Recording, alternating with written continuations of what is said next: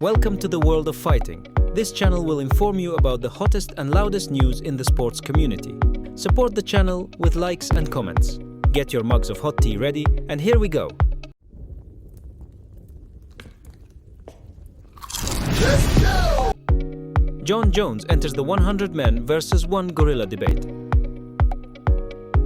Everyone's been talking about this online, 100 versus 1 against the silverback. You saw that? Yeah, I saw that. But there's guys, like a lot of guys online, that got you as their 100. As one of the 100. That's a good pick. I'd love to be one of the 100. I think it's such a funny topic though. It's like everyone's so serious about fighting this damn gorilla. Poor guy, right? What did the gorilla do to us? What did he do? What did he do? Yeah, it's a funny debate. 100 men definitely beats up a gorilla. And when you think about the intelligence of the human being, right. We've conquered the planet, so the animals on it shouldn't be a problem to us. Well, my question is this: how much help would you need, and could you solo, like using all your techniques? You know, definitely not solo.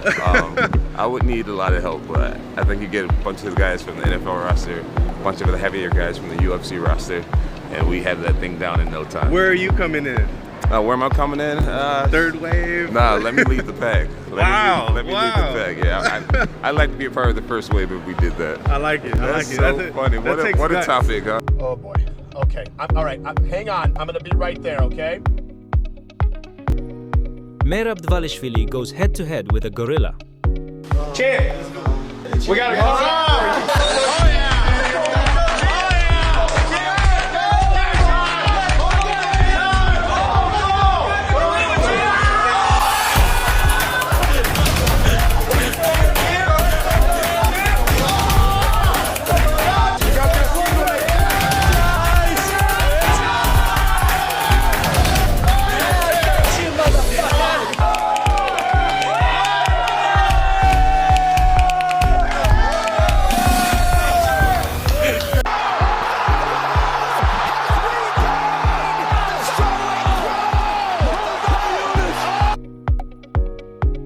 Jon doing everything but fighting Tom.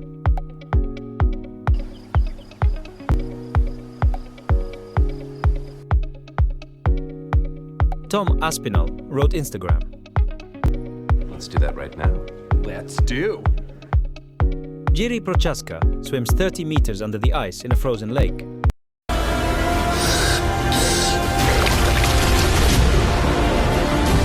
Fakt sakra chci uplavat 30 metrů pod vodou prostě.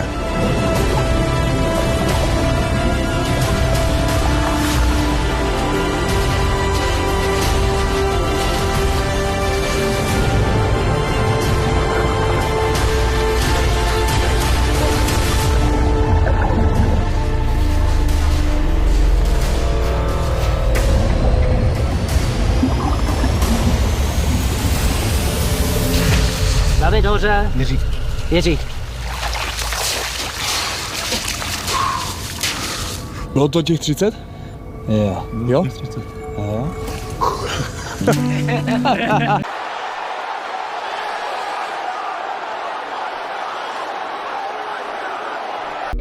Robert Whittaker is eyeing a return in July.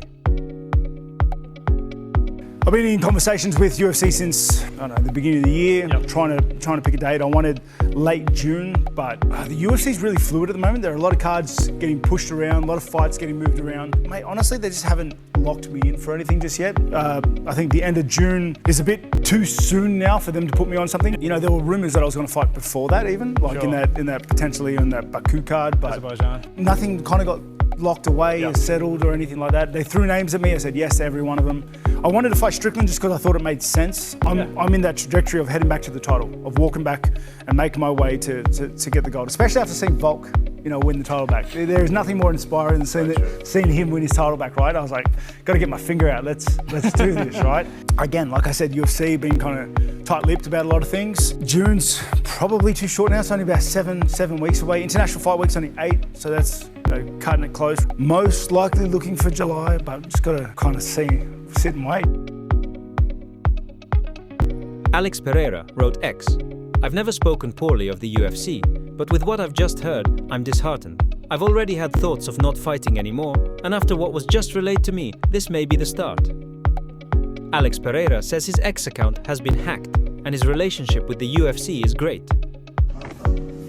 Bom, pessoal, pô, recebi aqui um monte de mensagem aqui da galera falando aqui que viu mensagem do meu Twitter e, pô, eu nem sabia que tinha sido hackeado porque faz tempo que eu não posto nada, vocês veem aí, mas foi hackeado e eu vou estar resolvendo aqui e, pô, eu nem sei o que tá acontecendo aí, tenho uma relação muito boa com a UFC sempre e, pô, as pessoas gostam de, sei lá, de ver o mal, então é isso, chama. Magomed Ankalaev says he's the one who hacked Alex Pereira's account. First look at Valentina Shevchenko in her custom fight kit. Colby Covington found Belal Muhammad's food at the UFC PI and hid it from him. We took Belal's food and we hid it in the back fucking corner so he would never be able to see it, dude. Guys, we just saw Belal's meal in here, so we're gonna hide it from you so you can't fucking find it. Belal, your food is not gonna be here when you come. No one's finding that. I don't know. Anybody gonna find that? Belal? Sorry, Belal, you're a fucking bum. That's what happens to bums. He's probably still there. He ain't smart enough to look around that fridge. Nope. Dumber than a box of rocks. Arman Tsarukyan will take on Patricky Pitbull in a grappling match on May 31st in Moscow at ADXC 10. Marvin Vettori will take on Brendan Allen at Nambo UFC 318 in New Orleans on July 19th. Dricus du Plessis says it was satisfying to see Bo Nickal get humbled against RDR. I have no problem with Bo Nickal's hype. What I do have a problem with was he was talking about people who has done what he's never done. He became a 3-time NCAA champion, if I'm not mistaken. Well, I mean, this is not wrestling. This is not wrestling, my good man. And he found out that the hard way. Yeah. I think he thought he was going to walk through Renier, and I thought Renier had a beautiful game plan. You got to be careful how you talk in this game. You start talking when you get there. You start talking, you know, the guys that he's fought nobodies. Yeah. In terms of being able to talk and then going and saying the championship fight was shit. These guys can't wrestle.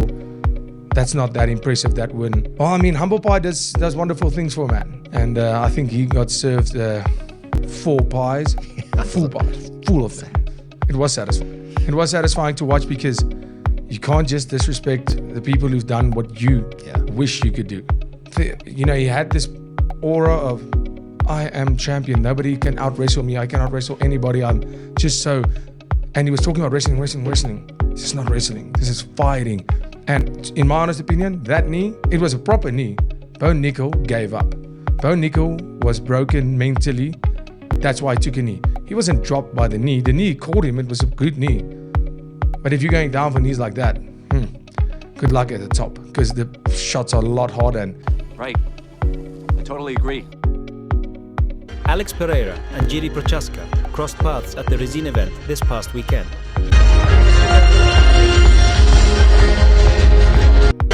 Ian Garry's son gifts Jack Della Maddalena some M&Ms. Take these.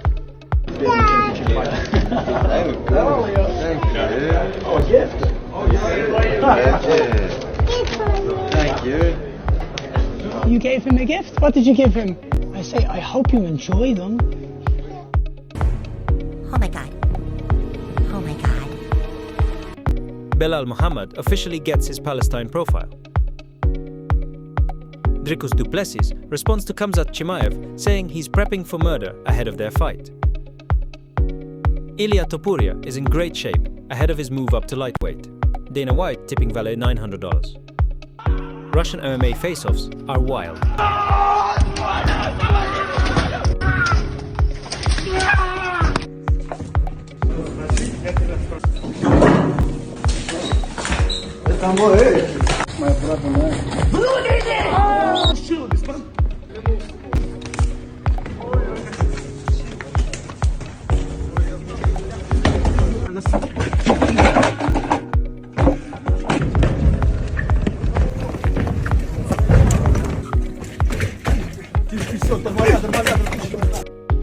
Russian boxing on a moving truck.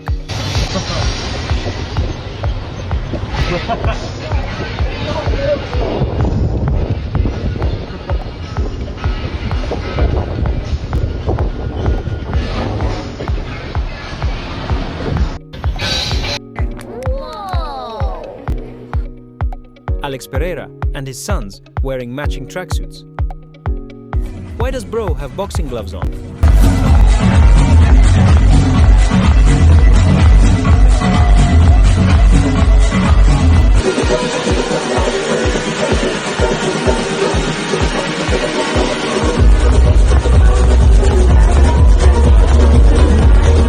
Sharper, faster, meaner. Umar's comeback form is real.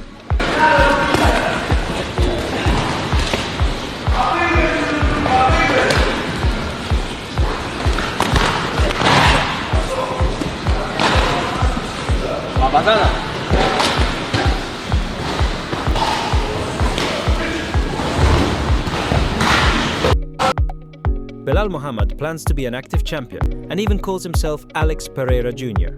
Then once I got the title, I'm like, let's do a quick turnaround. It was gonna be 4 months, and then I was ready to fight Shevchenko. Then we caught the injury, and then it was like 6 weeks of doing absolutely nothing.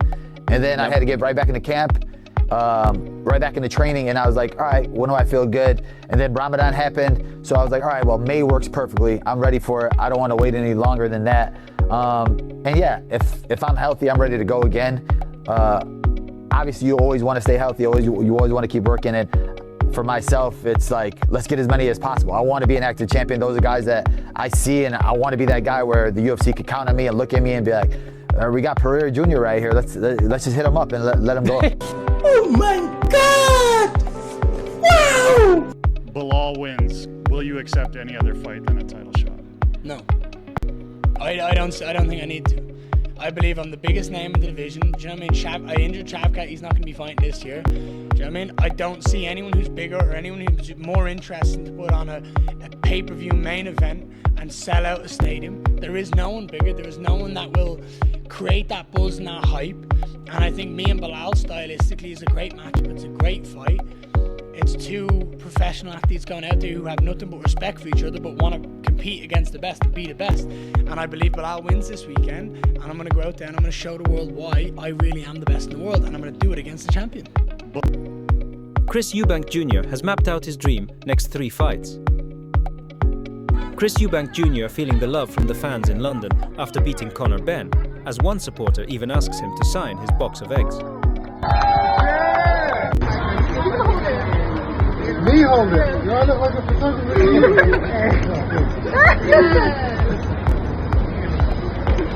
Smile to the legend. Oh, that's so nice.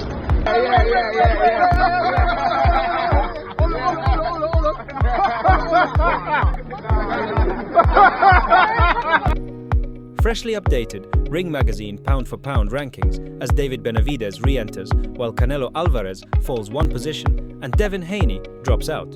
Who do you think should be higher or lower? This illustration of Rolly Romero's knockdown on Ryan Garcia last week in Times Square.